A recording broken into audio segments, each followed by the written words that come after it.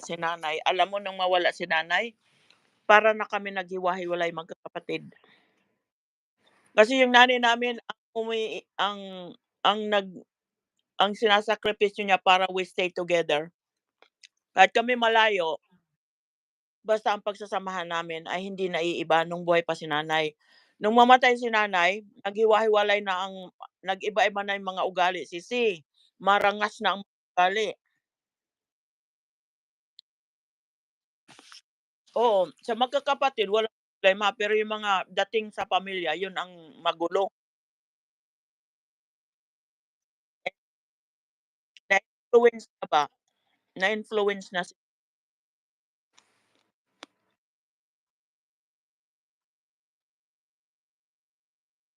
siguro kasama yata yan sisi sa kahirapan sa atin.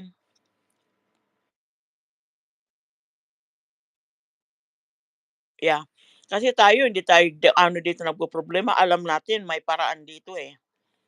Sa atin wala, eh.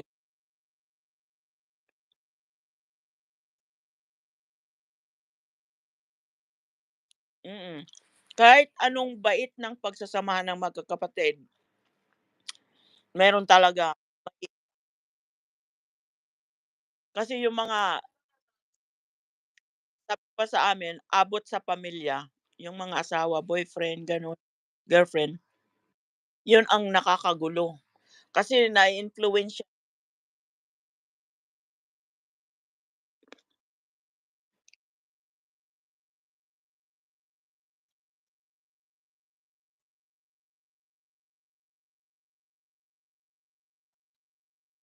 tama. Alam mo yung sasali sila, magkagulo, Si saka naiinggit din ba?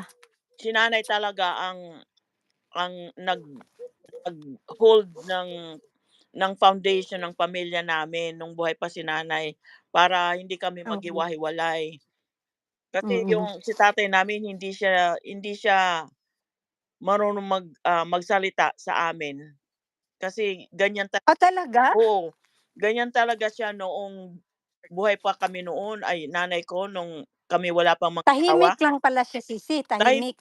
basta ang mission niya sisi maghanap buhay, yun lang. Oh. Para mabuhay kami. Ay para din si mama lang taga-discipline sa amin, eh, si papa walang walang voice, basta lang nagbigay ng pera pang-school. Nakakalungkot talaga sisi, Red Mm. Butterfly. Kasi 'pag nawala na talaga, hindi na yan puwede balik, eh. Yeah, true. Hinding-hindi na puwede yan, Wala na, mm. wala na talaga. Kaya move on tayo, pero iba ang pag-move on natin kasi parang yung foundation ay nawala. Kaya Hindi na maibalik yung dating. yeah, kagaya sa amin, the bad person, ako ang black sheep na trato sa akin, hindi niyo yan alam, ngayon niyo lang nalaman. So bale sisi sila lahat nagkaisa, ikaw lang parang ano nila, Oo, sisi, pinaka-bad. 'di ba ako sisi 'pag nagsalita prangka. Oo. Magsalita ako prangka para tapos agad, wala ng Ang gusto nila sugar coating. yes, wala ng pasikot-sikot, wala ng paikot-ikot. Prangka ako Mm. magsalita para solbar agad ang problema kasi nasanay ako sa pinag-aralan ko sisi gano'n. Dahil nga Oo. hindi ako makakataas ng posisyon sa trabaho kung hindi ko 'yan gagawin. Ay oo, kung palagi mong iintindihin yung, "Oh, ganito ang problema, ganyan, may problema, Yeah, na-late ako," gano'n. So, kasi puro dati ka consider, ikaw ang pangit ang ano, yeah, ang standing sa trabaho. So, kailangan mong maging strict. oo, sisi hanggang ngayon talaga ako ang black sheep para sa mata nila sa mata nila at So, saka nagkaisa isipin pala nila sila sisi, nagkaisa sila black sa'yo, kanila. pinagkaisahan ka nila. Masakit daw Ayun, ako magsalita. Sabi ko, "Hindi masama, tama naman yung mga sinasabi ko. Dapat sabi ko, matuto kayo tumanggap kasi hindi tayo pare-pareho, eh. Ang isip ng yeah, tao hindi pare-pareho." mm. Sabi ko, ako, sinasabi ko talaga kung ano ang nasa isip ko, pero in the way na hindi masasaktan yung tao. Pero kasi ang tao ayaw tumanggap ng katotohanan. Tama. Masakit sa kanila 'pag katotohanan ang sabihin mo. Pero sabihan mo sila sisi ng mga marites, ang saya-saya nila niyan. Guys, nakita niyo yung